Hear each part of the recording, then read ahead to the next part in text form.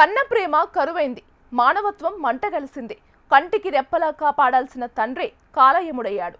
ఆర్థిక ఇబ్బందులు ఆ కన్న తండ్రిని కసాయివాడిగా మార్చాయి.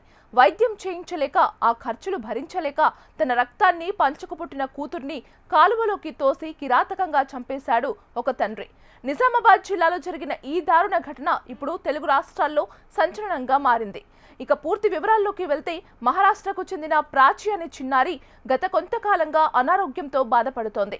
అయితే ఆ చిన్నారికి వైద్యం చేయించే స్తోమత లేక ఆ ఖర్చులు భరించడం తన వల్ల కాదని భావించిన తండ్రి అత్యంత దారుణమైన నిర్ణయం తీసుకున్నాడు.